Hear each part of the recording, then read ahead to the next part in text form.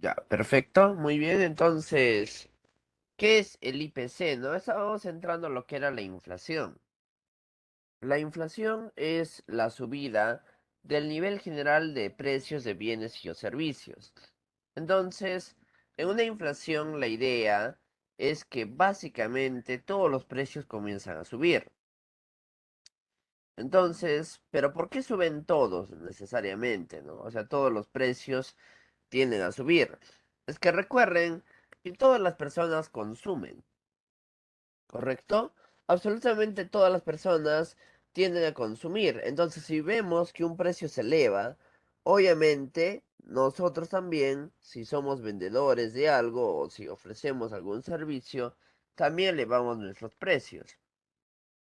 O sea, por ejemplo, si yo tengo mi carro y en este caso el combustible ha subido su precio, ¿no? O sea, me cuesta más caro el combustible, ¿ya? Y aparte, pues yo soy profesor, obviamente esto me choca, ¿correcto? Porque esto me está afectando a mi bolsillo. Entonces, ¿yo qué hago? En ocasiones también aumento el precio, ¿no? Del servicio. ¿Ven? Y al aumentar el precio del servicio, mi persona, ¿qué hacen los colegios o academias? Cobran más caro, ¿correcto? Miren esa secuencia, o sea, todos los precios tienden a subir, pero poco a poco, ¿no? O sea, debido a un precio que suba, todos los demás precios también pueden empezar a subir. ¿Y por qué? Porque si hay un producto de primera necesidad, que en este caso, un producto básico, que comienza a subir, pues los demás también. ¿Cuál es la lógica? Por ejemplo, acá sube el precio de la gasolina, ¿no? Gasolina, ¿ya? Y yo tengo pues un carro, como les decía, ¿ya? Entonces ya, aumenta el precio de la gasolina, ya yo tengo mi carro en este caso, y a mí me cuesta más la gasolina. Para recuperar este excedente, o sea, para recuperar el extra que estoy pagando, ¿ahora qué hago? Aumento el precio de mi servicio.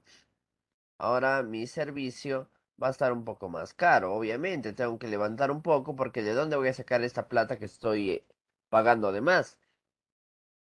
Ahora, al yo cobrar un extra por mi servicio al colegio, a la academia, a la universidad donde trabajo, pues esta va a tratar también de aumentar, ¿no? Su costo, para así recuperar lo que los demás profesores también pueden estar cobrando un poco más caro. Por lo tanto, aumenta el precio de la pensión, ¿no? Aumenta el precio de la pensión. ¿Ven? Entonces, chicos, así es una relación, así podemos ir relacionando cómo un precio puede afectar a otro, ¿correcto? Los precios, al final pueden subir todos los precios debido a que un solo precio, basta que suba una cosa importante, ¿ya? Sube el precio de un bien crucial, fundamental para la sociedad, y a partir de ahí todos los precios comienzan a subir, ¿correcto? Muy bien, y eso se calcula a partir del IPC. A ver. Ahora, acá en esta parte, tenemos otra forma de medir la inflación. Es a través del deflactor del PBI. El deflactor del PBI se hace de esta forma, es una fórmula. PBI nominal sobre PBI real por 100. De esta forma, estamos hallando también la inflación por medio de otra fórmula que es deflactor del PBI. Muy bien, ahora hay tres tipos de inflación, chicos. O sea, de acuerdo a cómo vaya la inflación, por ejemplo, si la inflación está en 2%, si la inflación está en 20%, si la inflación está en 2000%, para todo ello, chicos, hay en este caso una forma de denominar la inflación. Por ejemplo, en el primer caso, cuando es la inflación no es muy fuerte, no causa mucho impacto, causa un impacto mínimo, se llama inflación moderada. Todos los países del mundo, chicos, tienen inflación, sin excepción, ¿ya? Absolutamente todos los países del mundo tienen inflación. Por lo tanto, como todos los países del mundo tienen inflación, pues poco a poco los precios se van a ir aumentando, ¿no? Año tras año, por eso los precios suben. Pero tú no lo sientes mucho porque la inflación es moderada. Inflación moderada quiere decir que los precios suben del 1 a 10% anual. O sea, es mínimo, ¿no? Es como decir, algo está a un sol y ahora aumenta ya de 1 a 10, o sea, ya 5%. 5% de un sol. Entonces, ¿cuánto costaría ahora? A ver, quinta uno, quinta 20 por acá, ¿correcto? Entonces, si aumenta su 5%, miren, de un sol, ya sería un sol con 5 céntimos. O sea, casi ya un sol 10, ¿no? ¿Ven?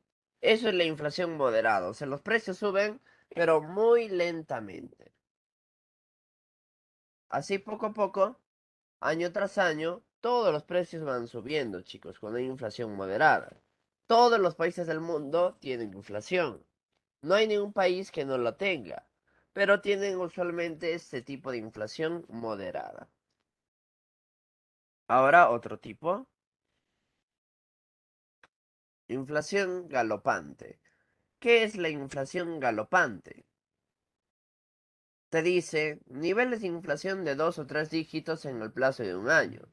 Es decir, un producto puede triplicar su precio en apenas un año, provocando una pérdida tremenda de poder adquisitivo. Suelen ser provocados por grandes cambios económicos en un país. Observen, acá la inflación galopante ya no es pues de 1 a 10 máximo, acá usualmente es de 11 o incluso 10 también puede ser acá, 11 hasta 999%. ¿Ven? Entonces, cuando la inflación va de 11 a 999%, se llama inflación galopante. Es como decir, ¿no? Algo es a un sol y ahora le voy a sumar, ¿no? De acuerdo a cómo está la inflación, por ejemplo, su 200% más, ya supongamos, 200% más de un sol.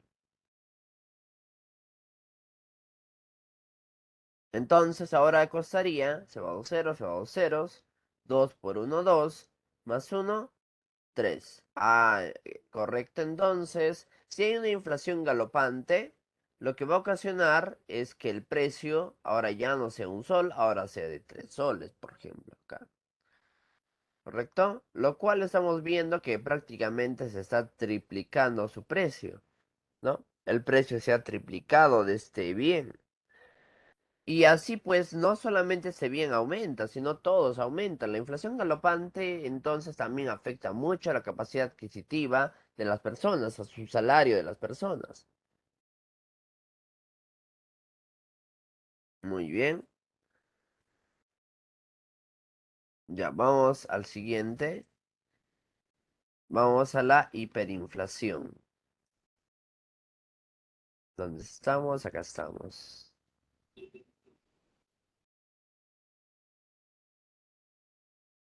Ya, acá está. Y la hiperinflación.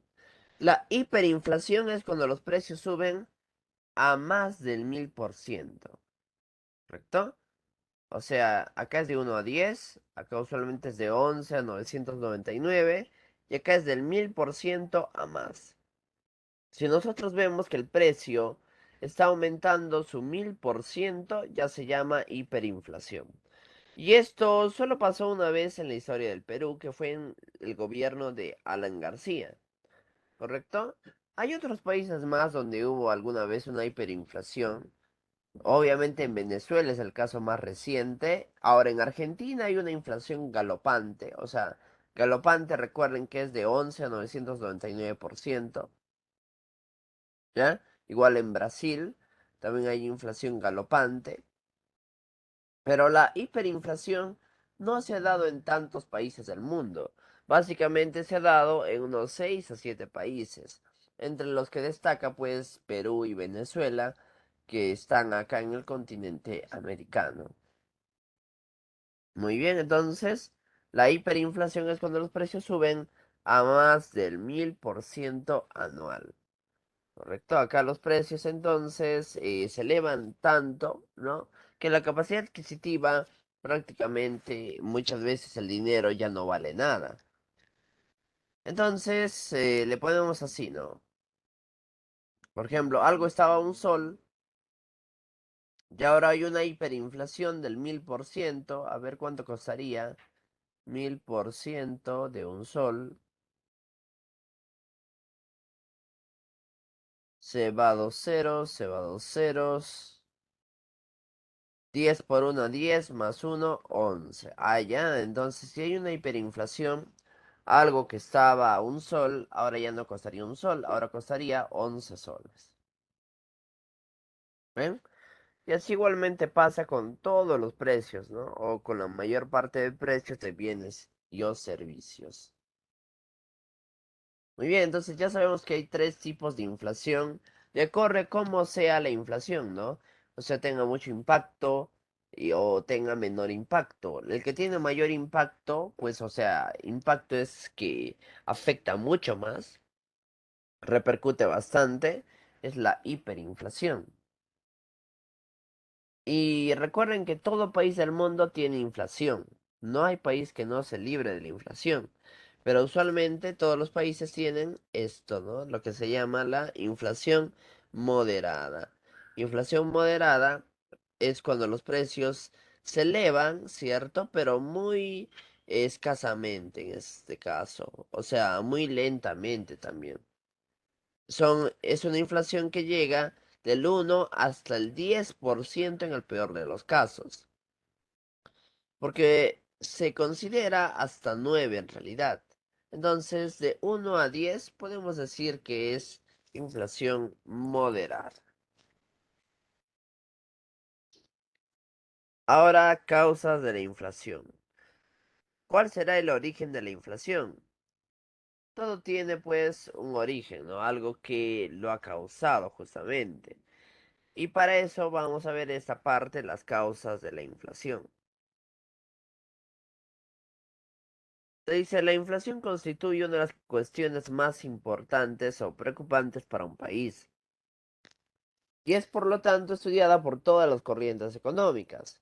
Entre ellas la teoría keynesiana ofrece mediante su reconocido modelo triangular la explicación de sus causales. Ya, o sea, vamos a ver las causas según la escuela de Keynes, ¿no? Recuerden que hay una escuela que se llama escuela keynesiana, que pertenece al padre de la macroeconomía, John Maynard Keynes. Esto lo ofrece mediante su conocido modelo triangular. El modelo triangular de Keynes está basado en tres pilares que explican el fenómeno inflacionario. Allá, o sea, vamos a ver qué nos dice Keynes, ¿no? Con estas causas. Según Keynes, hay tres causas de la inflación, que es inflación por demanda, inflación por costos y la inflación estructural. Eso nos dice John Keynes, que hay entonces tres causas de la inflación. Hay una inflación por culpa de la demanda lo origina. Hay una inflación por los costos de producción, o sea, si algo me cuesta más, yo como empresario aumento en mi precio, es lógico. A mayores costos, mayores precios. Y por la propia estructura del gobierno. O sea, el gobierno a veces hace una mala gestión de recursos y eso hace que aumenten los precios. La inflación por demanda es muy fácil de conocer. Inflación por demanda es cuando las personas compran mucho, genera escasez, como en esta pandemia. En esta pandemia todos buscábamos alcohol en gel, todos buscábamos mascarillas, todos buscábamos medicamentos y eso hizo que el precio de esto suba. La inflación por demanda, como dice su nombre, tiene que ver con la demanda. Debido a que hay mucha demanda, los precios se van a incrementar, ¿correcto? Entonces, este es el primer causante de la inflación. Incluso así no hay escasez, o sea, incluso así hay abundancia de bienes, o sea, hay muchos bienes, igual si hay mucha demanda sube su precio, porque en ese caso el productor ve la preferencia que tiene el consumidor, por tanto, aún así no hay escasez, va a aumentar sus precios. Ahora, inflación por costos o de costos. ¿Qué es la inflación de costos o por costos de producción? Es cuando el costo aumenta, sube el precio. Supongamos que yo soy un productor de zapatos de cuero, ¿ya? Y a mí me cuesta el cuero a 50 soles, ¿ya? Me cuesta el cuero a 50 soles. Y si a mí me cuesta 50 soles el cuero, yo te vendo el zapato de cuero a 110. Pero por alguna razón aumenta el precio del cuero. Eso es mi costo, ¿no? Costo de producción quiere decir qué uso para poder producir. Entonces, ahora ya no voy a gastar 50, sino ahora va a ser, por ejemplo, 80. Y si ahora aumenta mi costo a 80, ya no voy a vender pues a 110. Ahora voy a vender, ¿no? A 140 el zapato de cuero. ¿Ven? Esto es lo que ocurre, chicos, también por esto también hay inflación, porque aumentan los costos de producción. Cuando los costos de producción aumentan, el precio se eleva. A mayores costos, mayores precios. Igual sucede pues con el combustible, ¿no? El combustible es un costo de producción. Si las personas ven que en este caso, ¿no? Está aumentando ciertos costos como el transporte y otras cosas, entonces lo que van a hacer, ¿ya? Es que van a aumentar sus precios. Eso lo hemos visto reflejado a veces con muchos bienes. Cuando a veces no hay algunos bienes, es porque están aumentando sus precios, ¿correcto? Y eso se debe debido a que a las importaciones, puede ser debido a la producción nacional misma, que escasea algún recurso y otros motivos. Y por último, la inflación estructural, como dice su nombre, es por la propia estructura del gobierno. O sea, es cuando el gobierno hace una especie de mala gestión de recursos y eso hace que aumenten los precios. Otro causante de la inflación que no te dice Keynes es por expectativas. Las expectativas es lo que las personas creen de algo, ¿correcto? O sea, yo soy con esa expectativa de que el precio va a aumentar, por lo tanto, eso va a hacer que genere desconfianza y que compre más productos, agotando mucho más los precios de lo que ya estaba agotado, ¿no? Entonces, esta es otra causa de la inflación, expectativas. Las expectativas, entonces, es de acuerdo a la percepción de las personas. Y por último, otro puede ser por especulación, que no es acá. Muy bien, ahora, consecuencias de la inflación. Ya sabemos las causas, ya sabemos cómo se mide. Ahora, ¿qué consecuencias trae consigo que haya una inflación? ¿No? Por ejemplo, acá en el Perú, si hay una inflación, ¿cuál sería el problema? Hay muchos problemas, chicos, de que en ese caso haya una inflación. Quizás la consecuencia más notoria sea esta: reducción del poder de compra del dinero. O sea, el salario se debilita. Por ejemplo, es como decir, ¿no? Si usamos 10 dólares, cada año aumenta el precio de bienes y o servicios. Entonces, en 1970, por ejemplo, con 10 dólares podía comprar todo esto, ¿ve? Agua, verduras, frutas, pan, etcétera, ¿no? Todo esto podía comprar. Ahora, año 2019. Igual tengo $10. Debería de poder comprar lo mismo, ¿no? Se supone que debería de poder comprar lo mismo porque igual son $10. Pero ahora la cosa es que ya no puedo comprar lo mismo, en realidad. Ahora solo me alcanza para queso, agua y pan. Pero ¿por qué, profesor? ¿No? Alguien se preguntará. ¿Por qué, profe? Si acá son $10, ¿no? Y acá también son $10. O sea, en ambos casos son $10 y $10. Porque en ese caso, acá, ¿no? En 1970 podemos consumir todo esto y acá solo consumimos menor cantidad. Ya, esto es porque el poder de compra, el poder del salario se está debilitando. O sea, en otras palabras, más técnicas, se está devaluando, se devalúa la moneda. Como la moneda se está devaluando, por eso cada vez adquiere menos bienes y o servicios, porque también esos precios se están elevando. Entonces, chicos, eso es la consecuencia más notoria, ¿no? Cuando hablamos de la inflación. Pero hay otras consecuencias más. Y acá vamos a ver cuáles son las principales. Otra consecuencia ya es que se genera una incertidumbre importante y ya no hay inversión, la inversión extranjera sobre todo, ya no quiere invertir, ¿no? Y se puede ir del país incluso. Cuando las empresas extranjeras ven que ya no es rentable estar en un país, muchas veces se van del país, ¿correcto? A eso se refiere entonces que dice que hay una gran incertidumbre, una disminución de la inversión. Siguiente, disminución del salario real. ¿Qué es el salario real? Salario real es para qué te alcanza el dinero. O sea, esto está relacionado al poder adquisitivo del dinero. Entonces, salario real quiere decir que lo que tú puedes comprar con tu salario. Hay dos tipos de salario, salario real y salario nominal. Salario nominal es cuánto ganas. O sea, es como decir, yo gano 1.000, ah, ya, mi salario nominal es 1.000. Gano 2.000, ah, ya, mi salario nominal es 2.000. Salario nominal es entonces como decir cuánto ganas. O sea, ese número, ¿no? El número de cuánto ganas. Y salario real es para qué te alcanza el salario.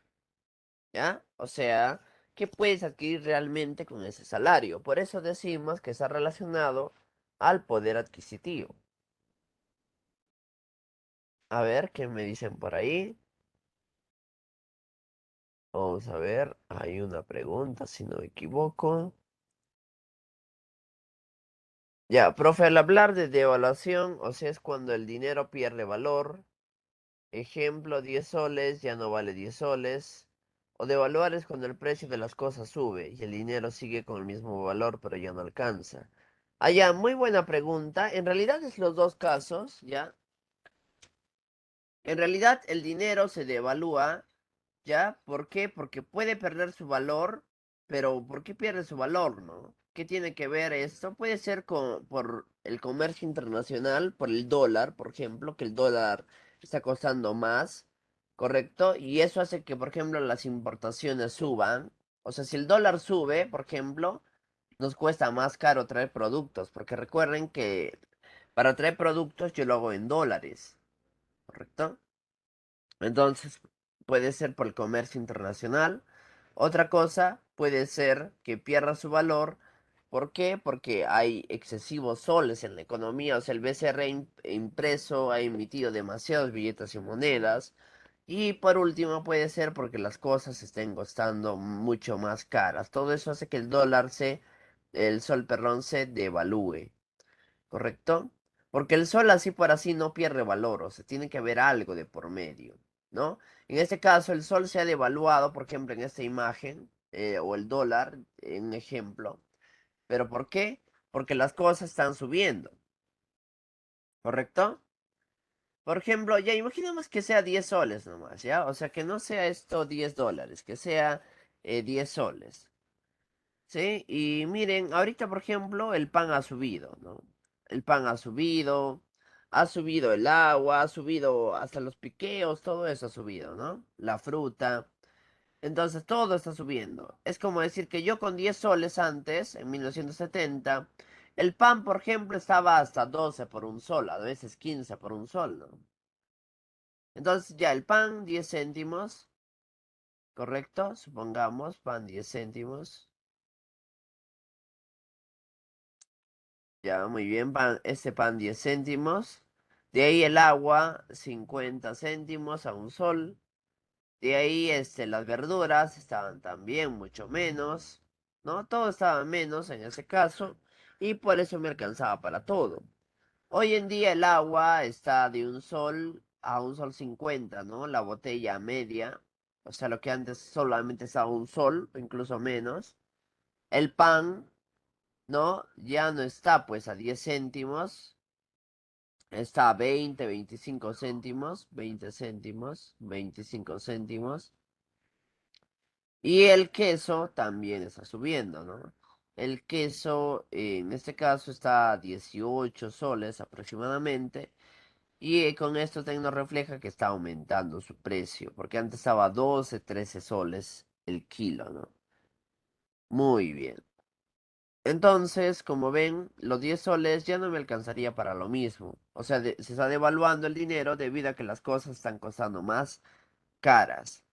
Pero si las cosas en caso no cuestan más caras, otra razón por la cual se devalúa, ya les dije, es por el tipo de cambio. Otra cosa por la cual se devalúa puede ser por la inyección desmedida del gobierno de dinero. A veces cuando emite más billetes y monedas, también se puede devaluar la moneda. Muy bien. Entonces ahí ya tenemos dos. Ahora otro. Aumentan las inversiones financieras especulativas, o sea, las especulaciones también juegan un rol importante. Se especula de que los precios van a seguir subiendo y eso desestabiliza aún más la situación. Otro, la población tiende a acaparar la preocupación de que los precios sigan subiendo, la preocupación de las personas, obviamente, se nota y eso hace que demande más bienes y servicios y así aumenta más el precio, ¿no? O sea, mientras más las personas compren, más suben los precios en una inflación. Otro, la inflación es regresiva porque su impacto negativo afecta a quien menos posee recursos para poder, por no contar con elementos que le sirva para paliarlo. Allá, se dice así, ¿ve? Se dice que el rico se vuelve más rico y el pobre se vuelve más pobre. Pero no es que el rico se vuelva más rico, sino que el rico tiene al menos recursos para solventarse en una inflación. El pobre no tiene, ¿no? Y eso hace que el pobre, pues al final, ya de lo que no tenía nada, pues peor ya no tenga y se vaya a la pobreza extrema. Entonces, en este punto podemos decir que aumenta la brecha entre ricos y pobres. ¿Correcto? Así podemos decirlo acá. Entonces, aumenta la brecha entre ricos y pobres. Aumenta la brecha es que van a estar más alejados. O sea que el rico ahora va a estar mucho más alejado del pobre. En cambio, si digo que disminuye la brecha, quiere decir que se van a hacer casi iguales. Acá no se van a hacer casi iguales. Siempre el rico va a tener más recursos para paliar las consecuencias de la inflación. Otro, quienes tienen deudas que pagar se benefician frente a las que las tienen que cobrar que se perjudican, porque el dinero ya no está valiendo prácticamente nada. Lógico, o sea, el dinero, chicos, pierde su valor, ¿no? Y como el dinero pierde su valor, pues las cosas ya no cuestan igual. Eso hace que las deudas también se vean afectadas. ¿Correcto? La deuda entonces, chicos, acá también se ve afectada. Muy bien. A ver qué me dicen por ahí. Profesor, en la hiperinflación la pobreza subiría demasiado, ¿cierto? Teniendo en cuenta la pobreza del Perú. Lógico, ¿no?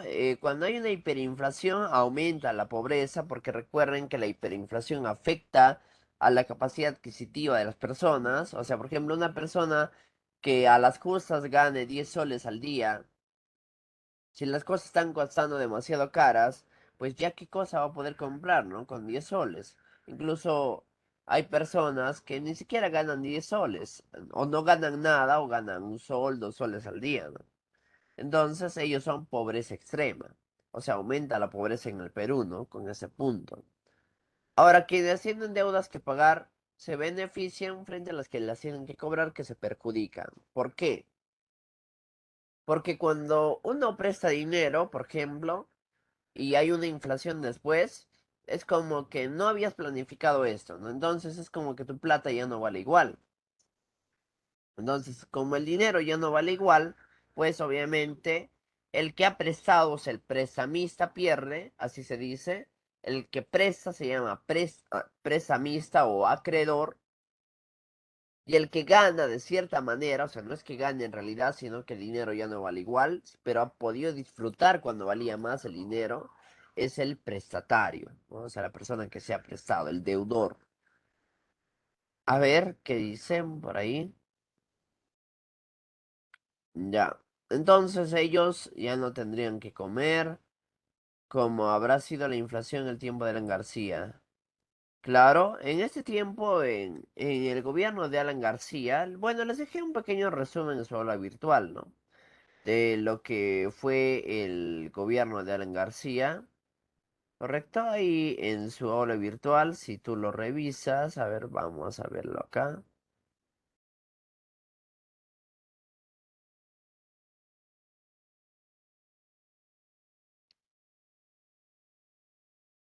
En esta parte les había dejado pues un ligero resumen, ¿no? Acá sabe, la hiperinflación en el gobierno de Alan García. Esto les dejé. Te dice la peor inflación en la historia reciente de América Latina, ¿no? O sea, claro que en el caso de Venezuela es otro, ¿no? O sea, ese es el más reciente. Pero un anterior se registró en Perú en 1990 con una alza de los precios de más de 50% durante al menos 30 días seguidos. ¿Qué quiere decir 30 días seguidos? O sea que durante 30 días aproximadamente subía 50% los precios. Durante el gobierno de Alan García, la inflación acumulada llegó a 2.178,49%, cifra que parece increíble comparada con el 3,23% que se registró en el 2016 o con el 1,01% que cerró el primer trimestre de este año. Allá, miren, o sea, hubo inflaciones, o sea, siempre hay inflación, recuerden, ya les acabo de decir hace un rato, todo país tiene inflación. Siempre va a haber inflación. Solamente que hay una inflación moderada. Por eso no lo sentimos mucho. Ahora, en este gobierno, miren, hubo desabastecimiento y largas colas para conseguir productos básicos.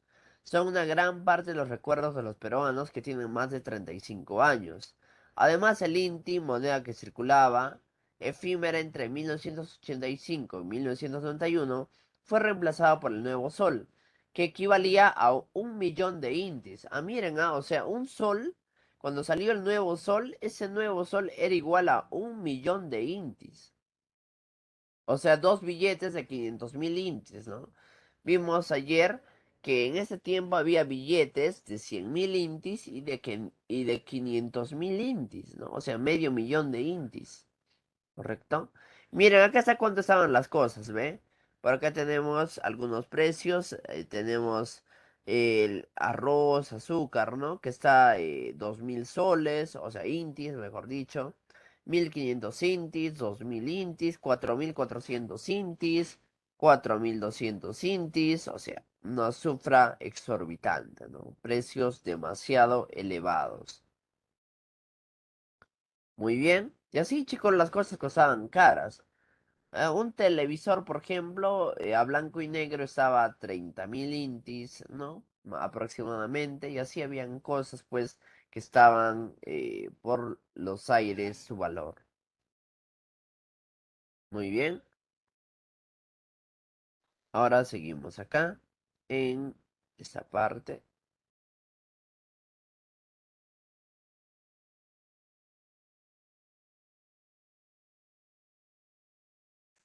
Ya, seguimos acá.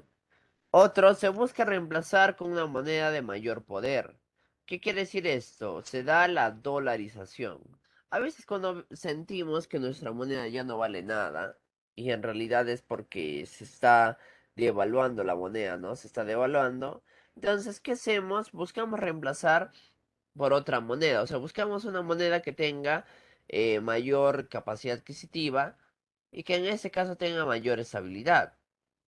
Usualmente lo que se hace es los dólares, ¿no? Se busca tener dólares, porque el dólar es la divisa más concurrente y más fuerte del mundo, ¿no? O sea, divisa es moneda aceptada en el comercio internacional. Entonces, como tiene buen respaldo el dólar, usualmente todas las personas aceptan el dólar. El dólar, recuerden que es la moneda más usada en el comercio internacional y por eso se hace, ¿no? Esta parte, ¿no? Muy bien. Y sobre el ahorro en moneda nacional, te dice que disminuye el ahorro. No se puede ahorrar, pues chicos. O sea, tú puedes querer ahorrar, pero en realidad ni ahorrar se puede. Una inflación, ¿ya? Ni ahorrar se puede porque las cosas están demasiado caras. Entonces, ¿cómo voy a ahorrar, no? Si las cosas están más caras, ¿de dónde podría ahorrar? Ya ni se puede ahorrar en una inflación. Muy bien. Ahora, ¿cómo combatimos la inflación? Hay algunas formas, chicos, de poder combatir la inflación. Son mecanismos que se usan.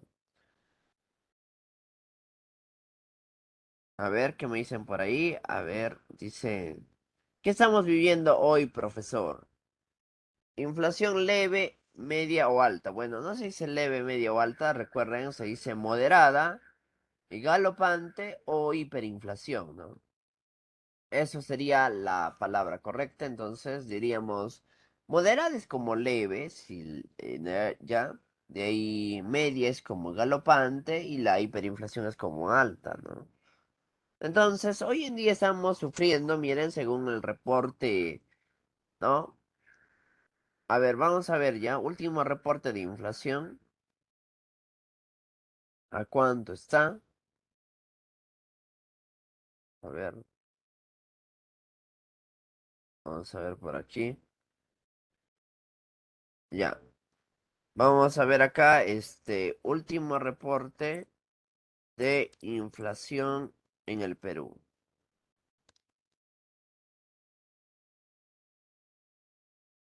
Según el reporte mensual, a ver, este es el 1 de junio de 2022. Según el reporte mensual del organismo en el país andino, alcanzó una inflación acumulada de 8,36% en los últimos 12 meses, entre junio de 2021 y mayo de 2022. Ah, ya, perfecto. O sea, esta es la inflación acumulada. Acumulada quiere decir pues contando varios meses. O sea, ya hemos acumulado 8%. Allá, y si es 8%, quiere decir que estamos en una inflación moderada. ¿Correcto? Recuerden que la moneda, chicos, ayer les decía, ¿no? Que nuestra moneda es la que más vale a nivel de América Latina, ¿no? Es la segunda a nivel de América, debajo del dólar nomás. O sea, nuestra moneda está muy bien. Por ello, las cosas también, no se nota tanto la inflación, debido a que el BCR interviene bastante. Pero bueno, igual se está acumulando la inflación y puede llegar a mucho más, ¿no? En otros países es mucho más cara la inflación. Último reporte de inflación en Argentina, por ejemplo, si vemos. Miren, la inflación en Argentina al 4 de junio de 2022 está en 72,6%. ¿Ven?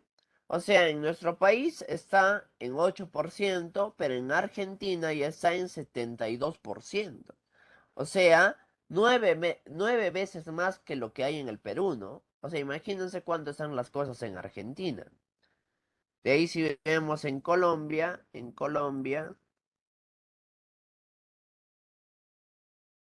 a ver qué dice. Ya no te especifica que eso sea en Colombia. A ver, solamente dice monitor de inflación. El IPC aumentó 0,84 mensual, pero no te dice cuánto está. A ver, ¿cómo está? A ver, vamos a ver acá. Solamente nos da cifras mensuales, pero no está el acumulado, porque en acumulado está en una cifra exorbitante en Colombia. Por ello, cuando vimos ayer el tipo de cambio, un sol es igual a 1.111 aproximadamente pesos colombianos. O sea, eso quiere decir que hay mucha inflación, ¿no? En Colombia. ¿Ya? Entonces, chicos, así pues, podemos ver que la inflación repercute, ¿no? En el poder de compra de todas las personas. Muy bien.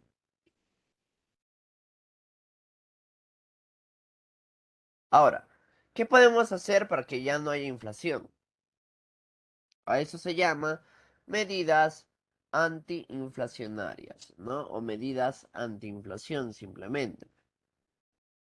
Podemos, se dice, combatir el déficit fiscal. ¿Qué es déficit fiscal? Esta palabrita significa que el gobierno gasta mucho y que no tiene muchos ingresos. Cuando el gobierno gasta mucho y no tiene muchos ingresos, le voy a dar ese término, déficit fiscal. Te dice incrementando los ingresos públicos y reduciendo los gastos gubernamentales, para así evitar la necesidad de recurrir a emisiones inorgánicas de dinero. ¿Qué es una emisión inorgánica? La emisión inorgánica es cuando el BCR emite más dinero sin un plan previo. Hay dos tipos de emisiones que hace el BCR. Ustedes saben que el BCR es el que hace el dinero, ¿no? O sea, es el encargado de emitir billetes y monedas. Hay dos formas de emisión. Emisión orgánica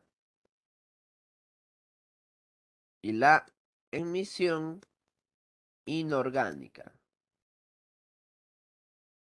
Emisión orgánica es cuando se emite dinero sin perjudicar los precios, o sea, con un plan, ¿correcto? Un plan determinado. Esa es emisión orgánica.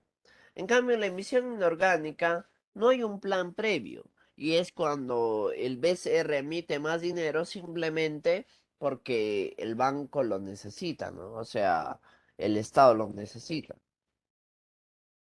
¿Correcto? Entonces, esa es la diferencia entre la orgánica y la inorgánica. Cuando hay déficit fiscal, a veces hay emisión inorgánica de dinero. O sea, el BCR no tiene dinero y dices, el Estado perrón no tiene dinero y dice, BCR, necesito dinero, ¿me puedes dar? Y el BCR pues hace emisión inorgánica, lo cual hace que haya más inflación. Pero si hay emisión inorgánica, no hay problema.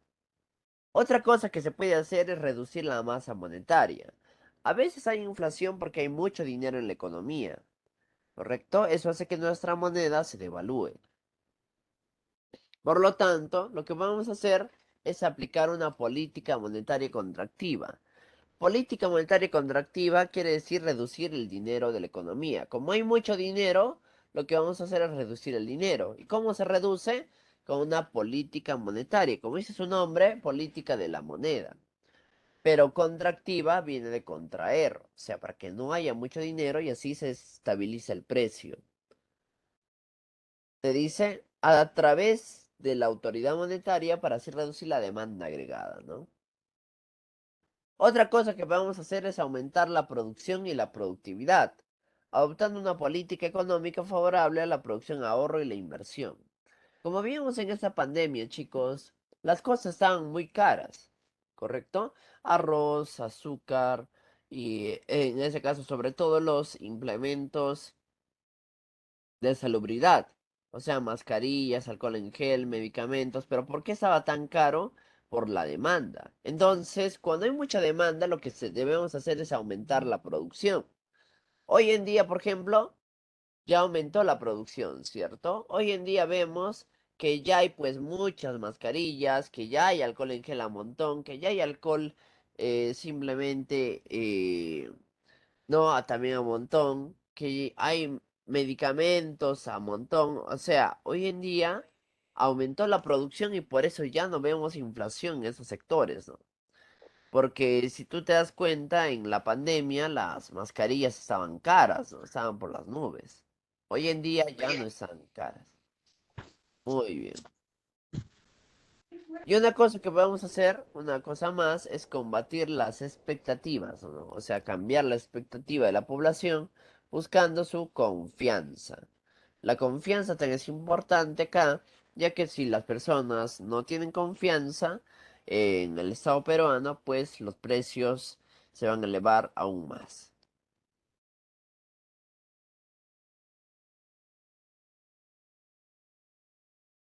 Muy bien, términos relacionados a la inflación.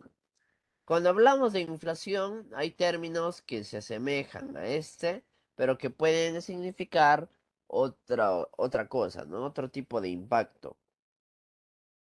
Por ejemplo, así como existe la inflación, tenemos la deflación. La palabra inflación quiere decir cuando suben los precios, ¿no? Eso significa inflación. La subida de los precios. Así como hay inflación, tenemos la deflación. La deflación es cuando los precios no suben. Al contrario, en vez de subir, tienden a bajar. ¿Correcto? Entonces, eso quiere decir, ¿ya? La deflación. Deflación entonces es lo contrario de la inflación. Mientras que en uno digo que los precios suben, en el otro digo que los precios bajan. Acá los precios, chicos, van a bajar. Y alguien se preguntará, profe, ¿y esto es mejor que la inflación? O sea, ¿es mejor que bajen los precios? De hecho, no. Porque cuando bajan los precios, el productor ni siquiera va a querer producir, ¿no? Eso es lo malo. Cuando bajan los precios, el productor dice, ¿no? Pero ¿para qué voy a producir si el precio está demasiado barato, ¿no? O sea, no tendría sentido ya producir porque el precio no está de acorde a lo que nosotros pues queremos, ¿no? Como productores, el productor recuerden que siempre quiere ganar, ¿correcto? Entonces, como el productor siempre quiere ganar, si el precio baja, ya no quiere producir, y si ya no quiere producir, pues va a aumentar aún más los precios. ¿Se dan cuenta? Porque va a haber un mercado negro. O sea, cuando hay una deflación, cuando el precio baja demasiado, podría haber un mercado negro, ¿correcto? Entonces, en el mercado negro lo que va a ocasionar es que los precios cuesten aún mucho más caros de lo que están, ¿no? Entonces la deflación tampoco es buena, ¿correcto? La deflación es, en otras palabras, puede ser mucho peor, ¿no? Que la inflación, ¿ya? Muy bien. Vamos acá. Estanflación. ¿Qué es la estanflación? Puede producirse en épocas de crisis económica y conlleve que aumenten la inflación y desempleo a la vez que hay un estancamiento del PBI. Ah, correcto. Entonces también hay la estanflación. La estanflación viene de estancamiento, viene cuando se estanca el PBI, o sea, no hay crecimiento económico, no hay nada de ello. Eso se llama estanflación, ¿correcto? Muy bien.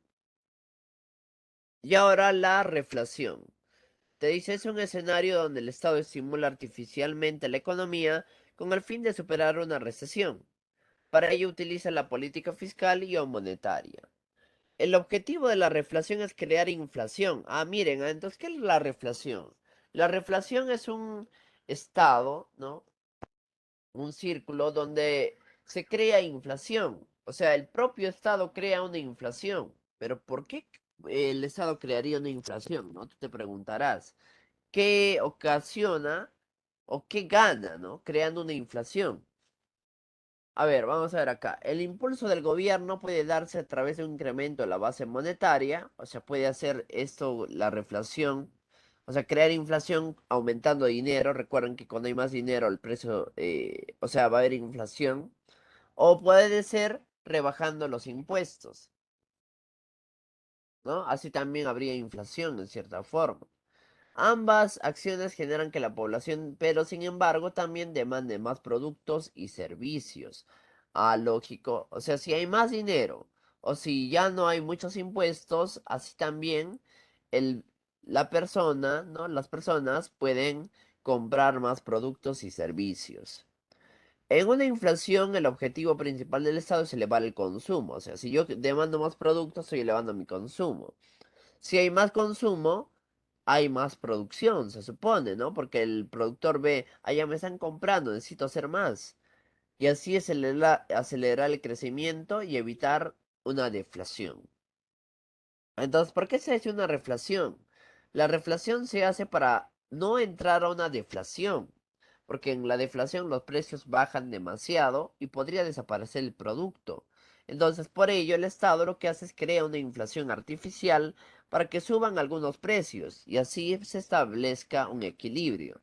Porque lo peor sería pues que baje demasiado y ya el productor se dedique a otro rubro.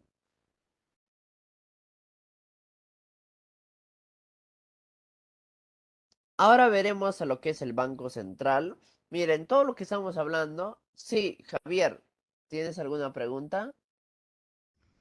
Profesor, en un caso de la deflación, dijo que si bajan los precios, el mercado negro se aprovecha de eso y vende los productos a más precio, ¿no?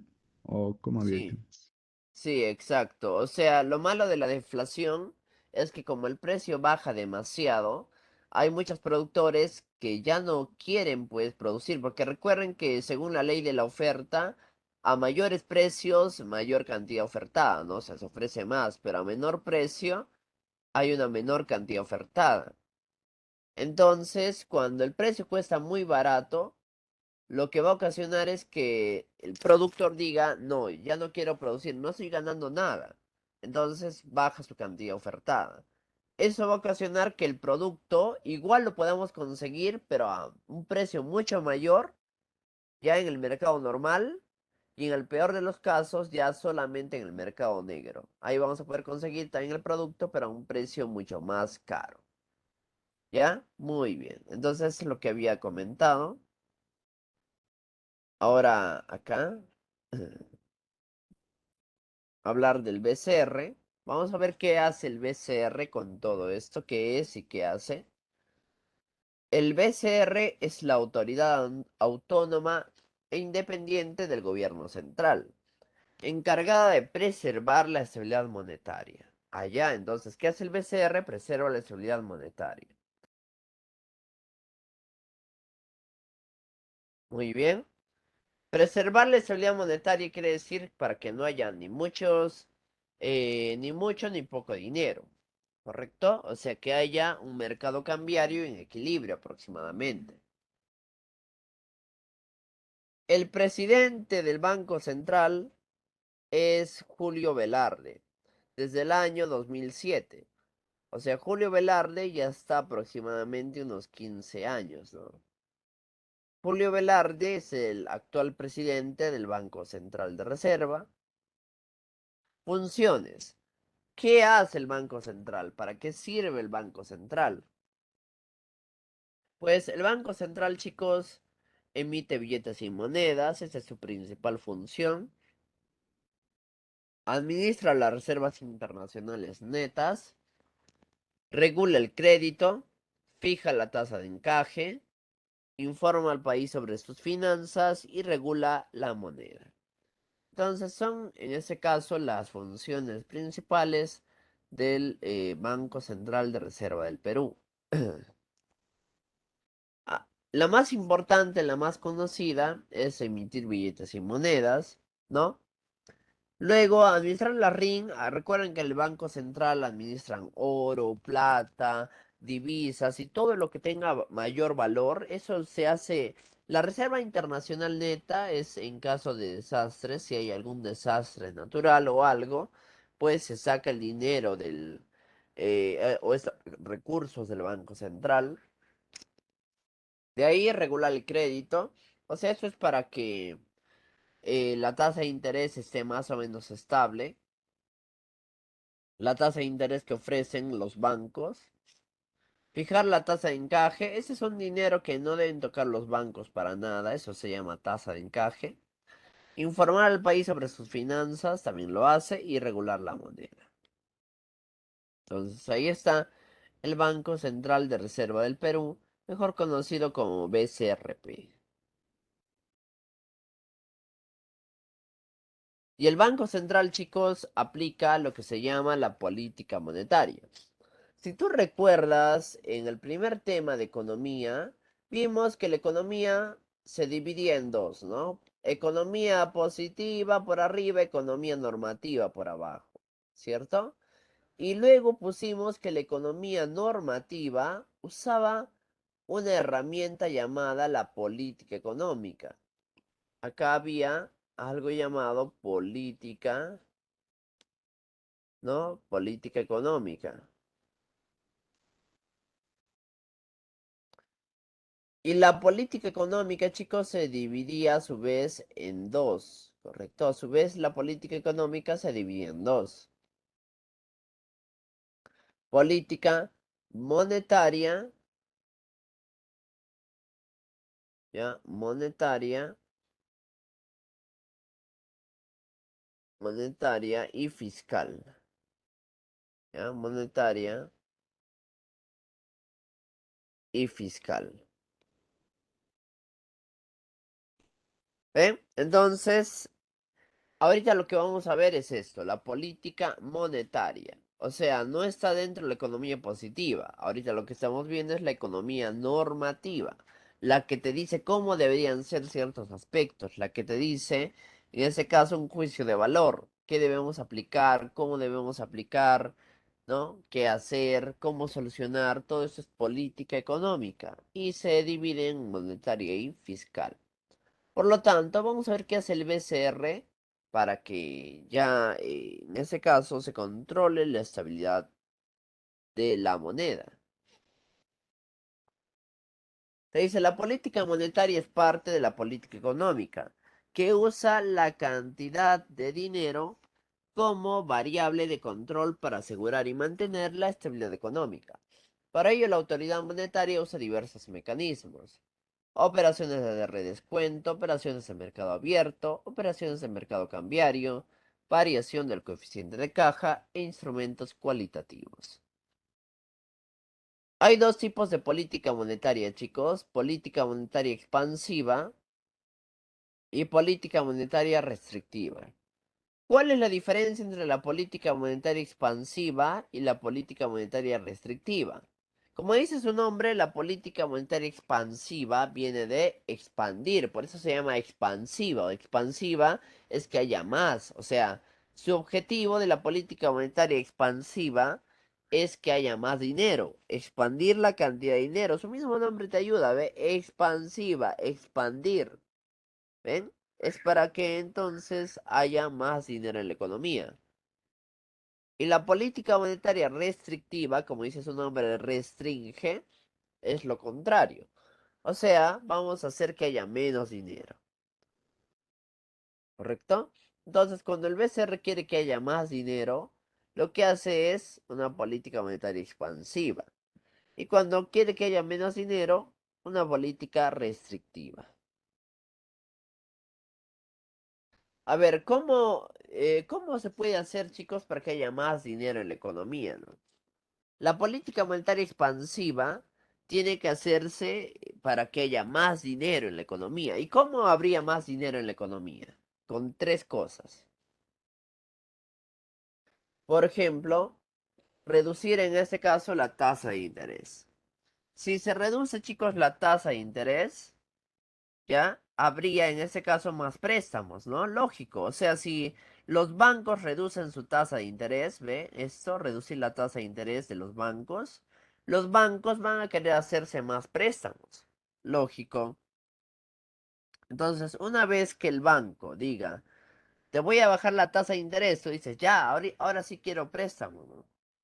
¿Se dan cuenta? Entonces, una forma de que haya más dinero en la economía, de que sea expansivo justamente, es que se cobre menos tasa de interés por parte de los bancos. Otro, reducir el coeficiente de caja o encaje bancario. ¿Qué es el coeficiente de caja o encaje bancario? El coeficiente de caja o encaje bancario es un dinero que no debe tocar para nada el banco. O sea, es un dinero que debe estar guardado. Ese dinero, ¿ya? Es cuando el BCR a todo banco le dice, ¿sabes qué? solo vas a prestar hasta tanta cantidad. El coeficiente de caja es eso, es como un ahorro que tienen los bancos, una reserva que tienen los bancos, pero que no deben tocar para nada. Entonces, si se reduce eso, si este ahorro, esta reserva se reduce, ¿qué quiere decir? Que ahora hay más disponibilidad de prestar dinero, porque se está reduciendo. Es como que el BCR le diga, ¿sabes qué, Banco BBVA?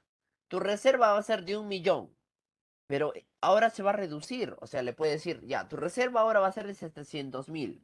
¿Qué quiere decir? Que tenemos ahora 300.000 más, ¿correcto? Tenemos ahora entonces 300.000 más. ¿Para qué? ¿Para qué tenemos los 300.000 más? Para poder prestar, ¿correcto? Muy bien, entonces ahí está. Reducir el coeficiente de caja. Y otro, comprar deuda pública.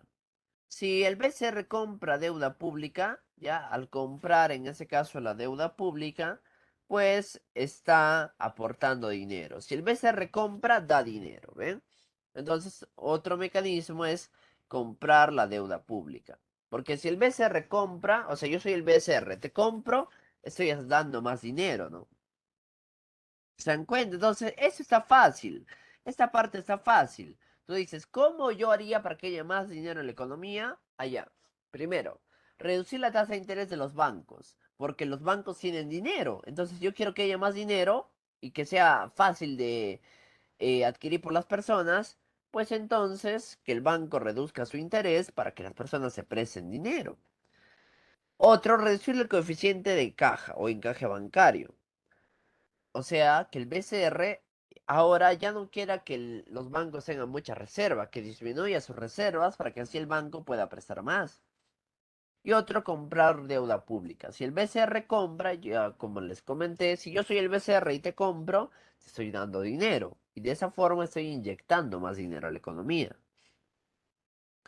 Ahora, la política monetaria restrictiva, chicos, es lo mismo, pero todo lo contrario.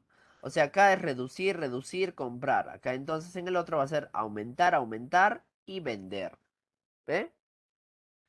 Restrictiva, aumentar la tasa de interés. O sea, restrictiva es que no haya mucho. Restrictiva viene a restringir. Quiero que haya ahora menos dinero en la economía. Entonces, aumento la tasa de interés. Otro, aumenta el coeficiente de caja, ¿ven? O sea, si yo aumento, yo soy un banco y aumento mi tasa de interés, ahora van a querer hacerse préstamo menos, ¿no? Porque si está subiendo, pues la tasa de interés está más alta, la mayor parte de personas dicen que ya no se les dé el préstamo. Aumentar el coeficiente de caja. Si aumentamos el coeficiente de caja, quiere decir que ahora, ¿no? Ya no podemos prestar tanto, porque los bancos van a guardarse más dinero. Y vender deuda pública, si el BCR vende, le van a dar dinero. ¿Ven? Entonces, esto, chicos, sería todo por esta clase, ¿no? O sea, por este tema. Ahora vamos a desarrollar los ejercicios. No sé si alguien tenga alguna pregunta hasta ahí, o todo está claro. Profesor, ¿y Sí, qué quiere dígame, decir señor. con la divisa? ¿La divisa? Sí, Ya. profesor. Divisa, bueno, acá no hemos hablado de divisa, ¿no? Pero hace rato creo que les hablaba de divisa. Divisa es toda moneda que se acepta en el comercio internacional. O sea, la divisa es monedas, ya de otros países, pero no cualquier moneda. Son monedas que sirven para exportar y para importar. ¿Cómo así? Por ejemplo, el Perú, para que pueda comprar cosas de otros países cuando nosotros queremos comprar, o nosotros mismos, ¿no? Por internet o donde sea, ¿qué necesitamos? No necesitamos soles, porque el sol no te van a aceptar en otros países. Lo que necesitamos es divisas, o sea, monedas fuertes de países que son aceptados para el comercio internacional. Puede ser el dólar, puede ser el euro, puede ser la libra esterlina, ¿no? Puede ser el yuan. Todas estas monedas, sin embargo, están algunas un poco devaluadas. Entonces, las que más servirían serían tres: dólar, euro y libra esterlina. ¿Ya? Sobre todo el dólar. ¿Está claro? Profesor, gracias. Ya, listo. Muy bien, chicos. Bueno, si me han escuchado otra vez estoy mal. Bueno, un poco mal. Es que como es Día del Maestro, ¿no? Ayer fue Día del Maestro, antes de ayer fue Día del Maestro. Nos dieron algunas cosas de tomar y de comer y otra vez me he enfermado, ¿ve? O sea, yo estaba sano y de ahí me hacen enfermar otra vez. Bueno, la resaca, dice por ahí. Bueno, sería la resaca, ni resaca, amigo. Creo que simplemente ha sido, nos dieron algunas cosas un poco heladas, pero no nada de resaca. A ver, vamos a ver por acá. A los ejercicios, ya chicos, todos con su módulo, yo también estoy buscando los ejercicios para poder desarrollarlos.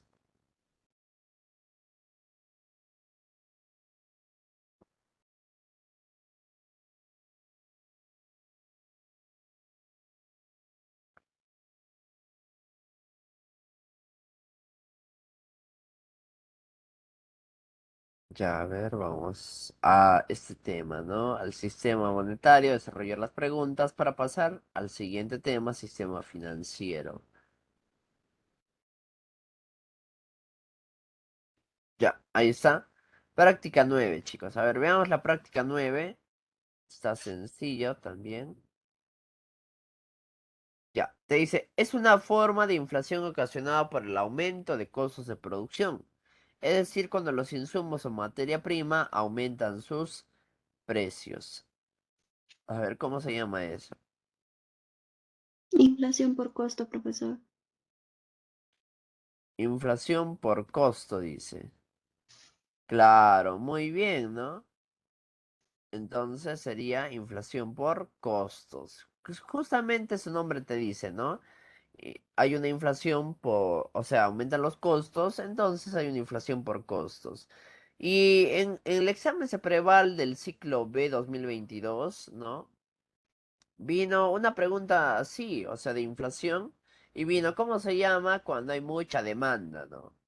O sea, había un pequeño texto y sobre todo se centraba cuando había mucha demanda, o sea, era una inflación por demanda, ¿no? O sea, a veces está fácil, a veces en la misma pregunta te dan la respuesta y tú a veces no crees que es la respuesta porque está muy sencillo, ¿no? Pero a veces sí es así, chicos, a veces en la misma pregunta está la respuesta, ¿ya? Vamos al siguiente. ¿Cuál no sería una consecuencia de la inflación? A ver acá. En la 2. O sea, hay muchas consecuencias, ¿no? Pero ¿cuál no sería? Distrito de los precios, profe. Ya sé. Digo, La C, a ver. aumento de las... Claro, aumento de salarios reales. ¿Pero por qué?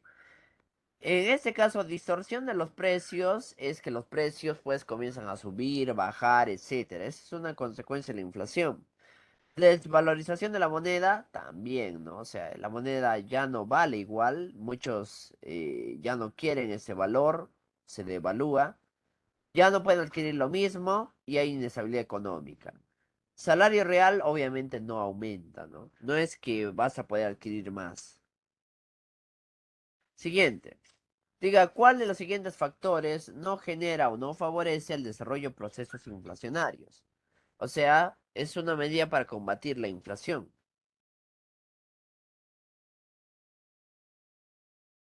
Claro, en ese caso sería incremento de la productividad. Recuerden que hemos dicho que uno de los factores que hace que haya inflación es cuando hay mucha demanda, ¿no?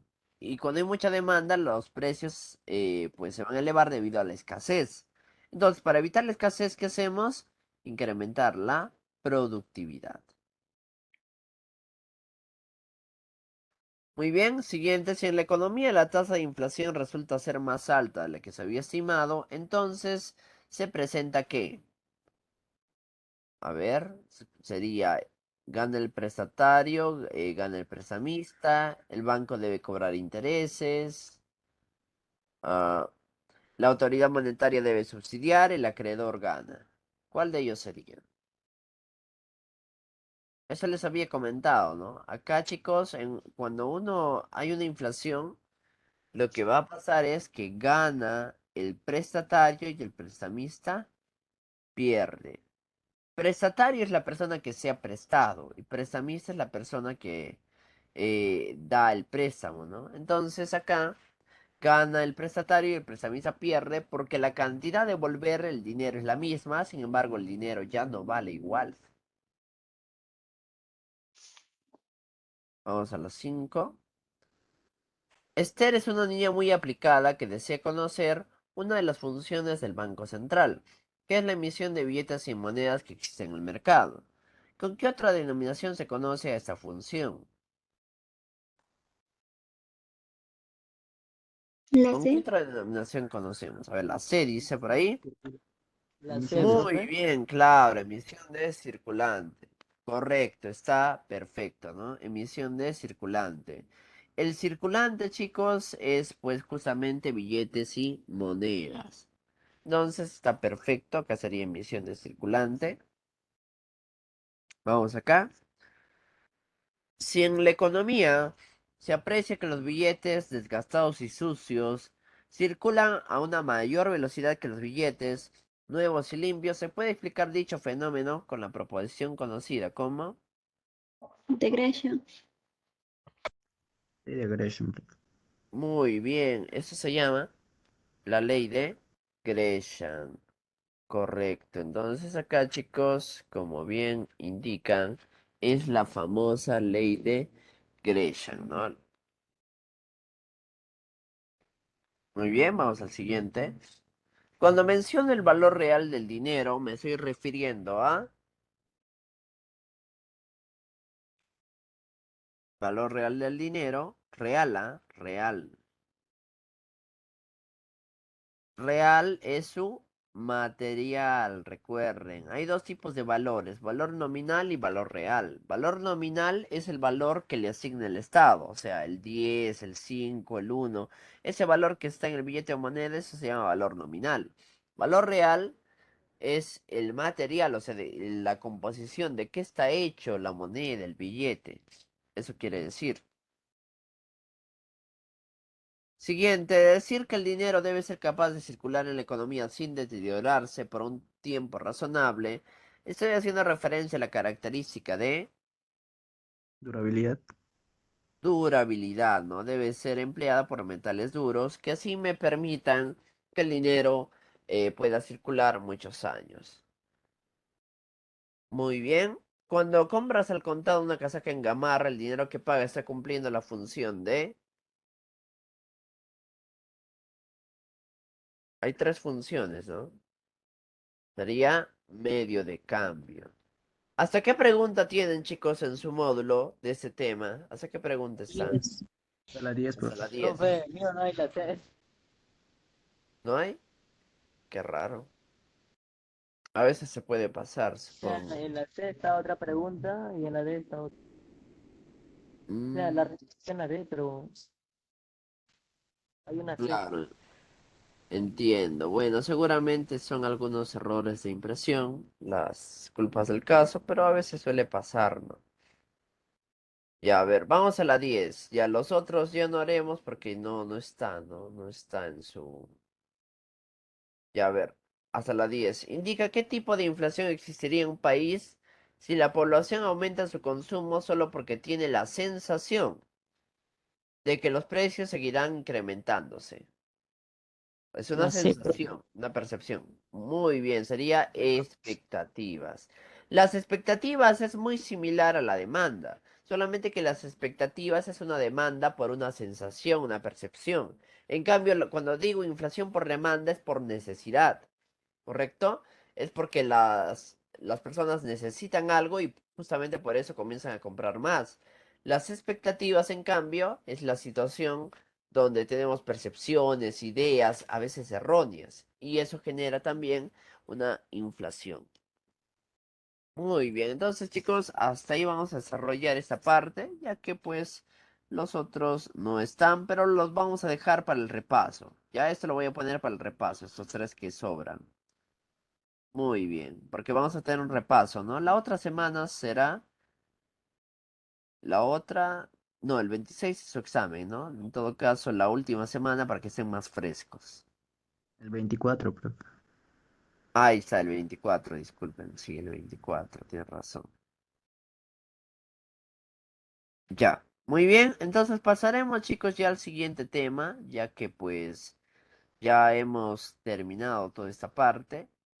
Pasaremos al siguiente tema, ya que es el sistema financiero. Profesor, Entonces, una pregunta. sí, dime nomás, señorita. En la pregunta 7, ¿no podría ser la A? En la pregunta 7, a ver, ahorita lo reviso ya. A ver, vamos a ver si puede ser la A.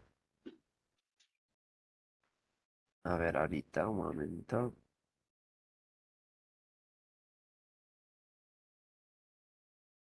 Ya, en las 7 dicen, ¿no? A ver, vamos a compartirlo de nuevo para ver si puede ser la A.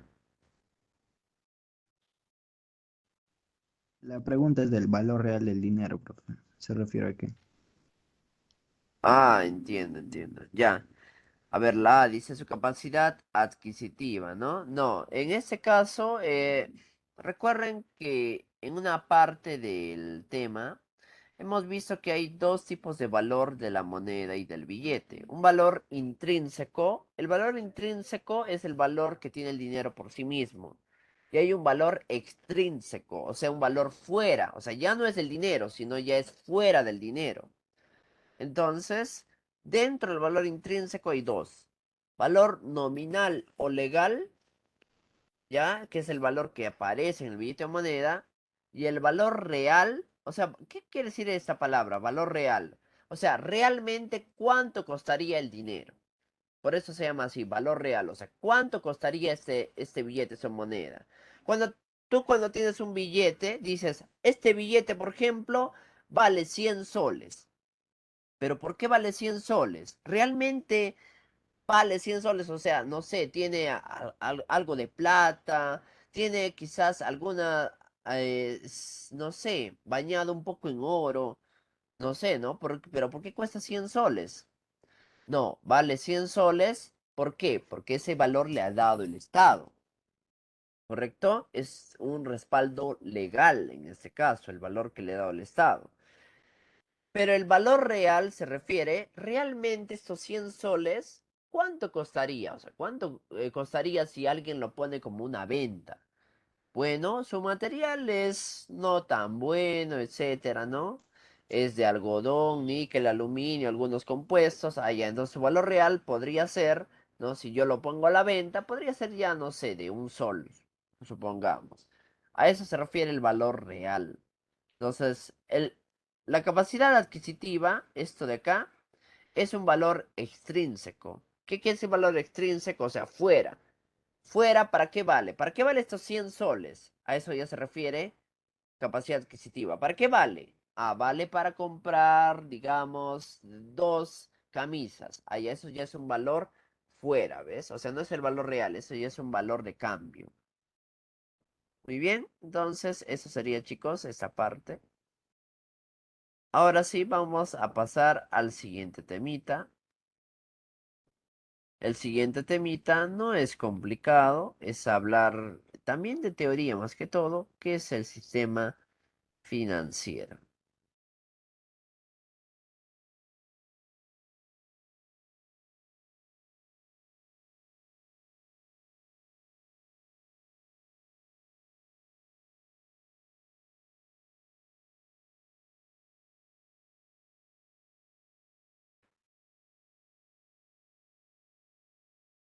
Ya, muy bien, acá estamos con nuestro siguiente tema. Ese ya es tema 10, chicos. Solo quedarían dos temas, ¿no? Con esto solo nos quedarían dos temas. Ya, ahí está. Siguiente tema entonces es sistema financiero nacional y el sistema financiero internacional. Acabamos de hablar, miren, ese tema que acabamos de resolver, acabamos de terminar, es sistema monetario. O sea, estaba enfocado en cómo es la moneda, ¿no? En eso estaba enfocado, en la moneda. ¿correcto? En cambio, ya este tema no va a estar enfocado en qué es la moneda, sino ya en cómo funciona, sobre todo, las finanzas. Profesor, ¿qué es hablar de finanzas? Hablar de finanzas es hablar sobre todo de dos términos, ¿ya?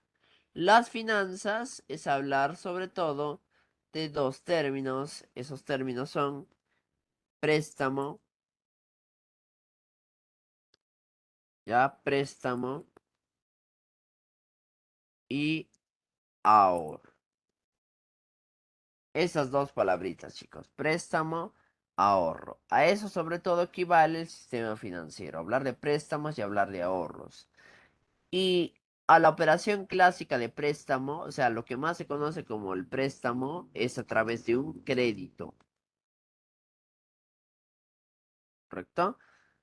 De eso sobre todo va a tratar este tema, de quién es o cómo o qué es un préstamo, ahorro, el crédito, ¿no? Y en este caso, ¿cuáles son algunas de estas instituciones que se dedican a hacer este tipo de cosas, a este tipo de gestiones? Acá vamos a hablar también del sistema que supervisa, ¿no? Que supervisa todos los bancos, que supervisa el mercado de valores, etcétera. Entonces empezaremos, chicos, con este tema que es crucial para nosotros, ¿no? Nosotros debemos conocer como futuros economistas, contadores, administradores o de turismo y hotelería sobre estos términos como el sistema financiero. Muy bien. ¿Qué es, en este caso, el sistema financiero?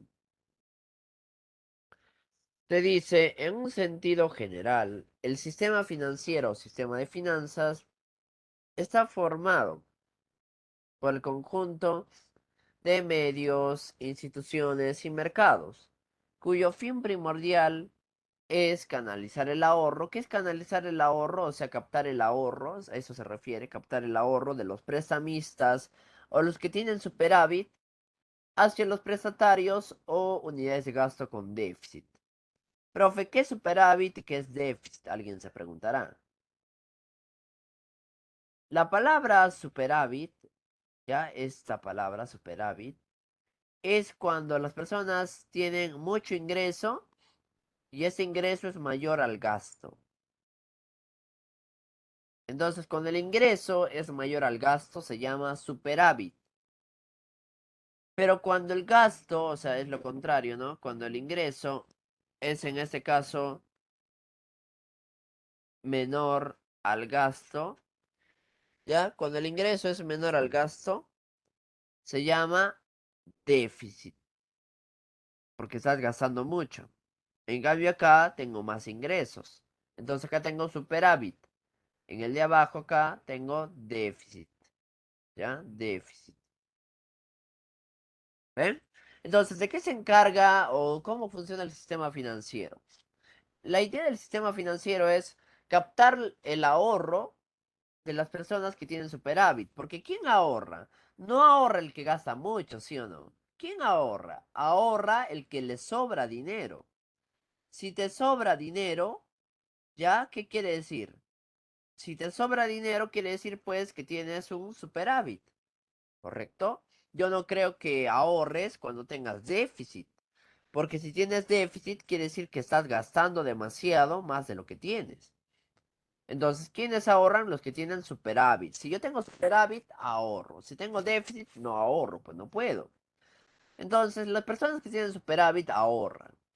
Y este ahorro no es que el banco lo guarde en realidad. Tú muchas veces, o quizás por ahí algunos creen, que el banco te lo guarda. En realidad ese dinero, chicos, el banco lo pone a trabajar. Por eso al final te da intereses, ¿no? Habrás notado que el banco te dice, pon tu ahorro acá y te voy a dar tanto por ciento de interés. Pero tú dirás, oh, qué bueno el banco, ¿no? El banco es muy bueno, por eso me quiere dar intereses. De hecho, el banco te da intereses porque lo hace trabajar tu dinero. O sea, tú, por ejemplo, pones, ¿no? A ver, un momentito. Sí, demasiadas ventanas. Ya. A ver, un momentito. Vamos a volver acá. Ya. Tú a veces dices, por ejemplo, ya, yo quiero poner 1000 soles al banco. Y el banco te dice, ya, si tú pones 1000 soles, yo te voy a dar 80 soles de interés al año. Porque también no es mucho. Recuerden que el interés es del 8% aproximadamente. Y eso más que todo es cajas cooperativas. Porque si es bancos, usualmente es mucho menos el interés. ¿Ya? Entonces ya el banco te dice, ya, yo te voy a dar el 8% al año. Y tú dices, ah, eso qué bueno, al menos me va a dar 80 soles. Pero la verdad es que estos 1000 que tú pones, estos 1000 se lo presta a otra persona. Y cuando presta el banco, no cobra pues 8%, 10%. El banco mínimo cobra el 30, 40%, ¿no? Y por eso a ti te da intereses, porque si no, no te daría. El banco gana, ¿no? Entonces, lo que hace el banco es capta el dinero de las personas que tienen superávit, o sea, las personas que les sobra el dinero, y esto le da a las personas que tienen déficit, o sea, las que gastan mucho. El sistema financiero te dice cumple la función fundamental en una economía de mercado de captar el excedente de los ahorradores, ¿ve? O sea, el que ahorra es pues porque tiene excedente, lógico. O unidades de gasto con superávit y canalizarlo ya hacia los prestatarios públicos o privados que tienen déficit. Ahora, acá nos dice la importancia, o sea, ¿qué importancia tendrá que exista el sistema financiero? El hecho de tener un sistema financiero sano promueve el desarrollo económico de un país, porque permite la inversión de capital hacia actividades productivas, como la construcción, la industria, la tecnología y la expansión de los mercados. Es decir, que el sistema financiero contribuye al progreso de una sociedad, ofreciendo soluciones para suplir necesidades de vivienda, estudio, trabajo, entre otros. Allá, entonces, ¿por qué es importante, chicos, el sistema financiero? Te dice acá. El sistema financiero es importante, te dice, porque gracias al sistema financiero nos permite cumplir diversas cosas que no podemos hacerlas con el actual salario que ganamos o con el dinero simplemente que tengamos. Hay muchas cosas, por ejemplo, la mayor parte de empresarios han logrado poner sus locales, pero con ayuda de préstamos. Se han prestado dinero y con eso han puesto sus locales, ¿correcto? Además, el hecho de tener un sistema financiero me va a ayudar, te dice, a diversas necesidades. Cuando yo esté en una crisis, ¿no? Por ejemplo, yo quiero estudiar, pero no tengo dinero, me puedo prestar para estudiar, quiero comprar mi casa, quiero trabajar, entre otras cosas, ¿no? Entonces, por eso es importante, chicos, el sistema financiero. Por eso existen los bancos, cajas, cooperativas, financieras, ¿no? Todos estos existen porque nos ayudan a poder, a poder hacer, como se dice, más fácil diversas acciones que a simple vista con el salario que ganamos no se puede. ¿Correcto? Y a eso se llama créditos. Por ejemplo, hay créditos para vivienda, créditos para estudios, crédito vehicular, ¿no? Hay varios tipos de crédito. El crédito es el préstamo, sino que así se le llama de forma más técnica como crédito. El crédito viene de la palabra crederé, o sea, como que creo en ti, ¿correcto? Entonces, eso es un crédito y es importante tener un buen sistema financiero también para ampliar los mercados y ampliar sectores productivos. Dentro, en ese caso, del sistema financiero, vamos a encontrar que existe un sistema financiero formal y un sistema financiero informal. A ver, en este caso, ¿qué es el sistema financiero formal y qué será el sistema financiero informal? En este caso, el sistema financiero formal se trata de ver a las entidades supervisadas por la SBS. Hay un ente que se encarga de supervisar a todos los bancos, cajas, cooperativas, financieras. En palabras más simples, se encarga de supervisar a todos los que hacen préstamos y captan ahorros. Ya, a todas esas entidades que hacen préstamos y captan ahorros, se encarga de supervisar. Esa es la SBS, Superintendencia de Banca y Seguros. Es el encargado de regular, de supervisar al sistema financiero, ¿ya? O sea, el encargado del sistema financiero nacional, pero en forma de mercados indirectos o sistema indirecto, así se llama. Indirecto se llama porque no podemos acceder de frente al dinero, tenemos que pasar por el banco todavía, ¿correcto? Entonces, esa es la SBS. Todo lo que sea formal está supervisado por la SBS, el cual garantiza, te dice, protección del ahorrista y solidez y estabilidad del sistema. Pero cuando estas autoridades son no financieras, el servicio es informal. Hay algunas, chicos, hay algunas entidades cooperativas, sobre todo, que no están supervisadas por la SBS, ¿correcto? Y es sobre todo las cooperativas que se encargan de hacer créditos prendarios. O sea, ¿qué es un crédito prendario? Es cuando tú das una prenda y a cambio de eso esta cooperativa te da un crédito. Por eso se llama crédito prendario. ¿Ya? O sea, puede ser cualquier cosa. Es como decir, ¿no? Ya yo necesito dinero urgente y nadie me quiere prestar. Entonces, ¿qué hago? Llevo mi laptop allá y se va a quedar mi laptop hasta que yo termine de pagar, ¿no? Puede ser en 6 meses, un año, etcétera, pero mi laptop se está quedando como prenda, por eso se llama crédito prendario. Se está quedando como prenda mi laptop y así pues tiene seguridad, en ese caso, el prestamista de que le voy a devolver su dinero. Ahí está, mercados indirectos. Justamente el mercado indirecto está supervisado por la SBS. Mercado indirecto o sistema indirecto se le llama. Cuando en el mercado aparece algún intermediario financiero, puede ser agentes financieros, intermediarios financieros. El primer sistema acá tenemos al banco. ¿Qué es el banco? El sistema bancario se habla de bancos. El sistema bancario, te dice, es el conjunto de instituciones bancarias que realizan intervención financiera. En nuestro país el sistema bancario está formado por la banca múltiple. Banca múltiple son los bancos diversos. El Banco Central de Reserva del Perú y el Banco de la Nación. La tasa de interés es el precio que se paga por el uso del dinero ajeno recibido en calidad de préstamo o de depósito. Puede ser pasiva cuando el banco paga al captar recursos del público y activa es el precio que el banco cobra por el dinero prestado por agentes deficitarios. Entonces, chicos, esto es el sistema bancario. El sistema bancario, como te dice su nombre, son los bancos. Te habla de los bancos, que en ese caso puede ser un banco, caja, cooperativa, ¿no? Todo eso, pero acá solamente están los bancos.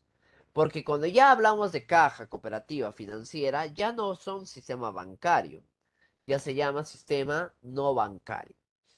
Acá se llama bancario, como dice su nombre, redunda su nombre, es banco, solo bancos, ¿ya? Y el banco que se dedica justamente a hacer préstamos y a captar ahorros. Tenemos entre ellos el Banco de la Nación, que es el agente financiero del Estado. Por eso por acá, chicos, se hace cualquier operación del sector público. El Estado te quiere dar bonos, Banco de la Nación. El Estado quiere pagar profesores, Banco de la Nación. El Estado quiere, en este caso, dar pensión 65, quiere dar tu ONP, etcétera, Banco de la Nación. Todo se hace por el Banco de la Nación, todo lo que concierne al Estado. En cambio, la banca comercial ya son los bancos ajenos pues al Estado, o sea, bancos privados.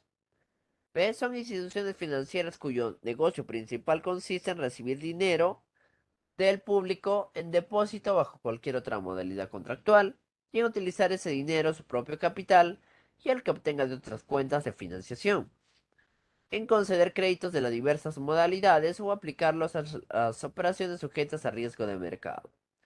Ahí tenemos, por ejemplo, el Banco de Créditos, el BCP, el Banco Internacional del Perú, Interbank, Banco Continental, BBVA, ¿no? Mi Banco y otros. Todo lo que tenga en su nombre la palabra banco, ¿ya? Se llama sistema bancario. Hay muchos que tienen en su nombre la palabra banco, ¿no? Banco de Crédito, Banbif, Banco Pichincha, Banco Falabella, ¿no? Scotiabank, etcétera, ¿no? Todo esto son bancos. Por eso tiene en su nombre la palabra banco. Entonces, no cualquier entidad se puede llamar banco. Yo no puedo decir, yo quiero crear un banco, no, no puedo. Necesito ver si cumplo con los requisitos necesarios, ¿no? Que en este caso son en realidad un poco complejos. Es más fácil poner una cooperativa, ¿ya? Eso es más rápido también que poner un banco, lógico. Porque el banco está supervisado por la SBS y por el BCR, lo cual es muy complicado. Tendría que tener muchos accionistas. Ahí están algunos bancos: Citibank, BCP, Scotiabank, Interbank, Banco de la Nación, Banbif, Banco Financiero, HC Banco, Banco de Comercio, BBVA Continental. ¿No? Esos son entonces algunos, chicos, de los bancos que existen. Yo uso Yape, dice. Uy, ya, pero estás usando un banco, ¿no? Porque el banco, pues, el Yape es del BCP, ¿cierto? Entonces, de todas formas, es usar un banco, ¿no? Como intermediario, es un aplicativo del banco. Entonces, todo banco, chicos, cobra y paga tasa activa y tasa pasiva. La tasa activa es la tasa de préstamo y la tasa pasiva es la tasa de ahorro. O sea, la tasa activa es cuando un banco te quiere prestar dinero, te cobra intereses, ¿no? Ese interés se llama tasa activa. Y cuando tú pones el dinero ahorrado en un banco, el banco te da dinero. Eso se llama tasa pasiva. Entonces, la tasa activa es la tasa que te cobra el banco por un préstamo, ¿no? El interés que te cobra por un préstamo. Y la tasa pasiva es el interés que te da el banco por un ahorro. Y así como les decía, así como hay sistema bancario, también hay sistema no bancario, que como dice su nombre, es no bancario, o sea, no bancos, no son bancos. Y si no son bancos, ¿qué son? Financieras, cooperativas, cajas, ¿correcto? Porque no son bancos, pues chicos, acá dice, ve, sistema no bancario, no es un banco. Entonces, ¿qué cosa es? Ah, algo similar a un banco. Financieras, cajas, sí, cooperativas, sobre todo, ya. Muy bien, chicos. Entonces, hasta ahí vamos a dejar la clase el día de hoy. Espero que haya sido productivo la enseñanza el día de hoy. Y ya nos veremos pues la siguiente semana. Cuídense, ya nos estamos viendo.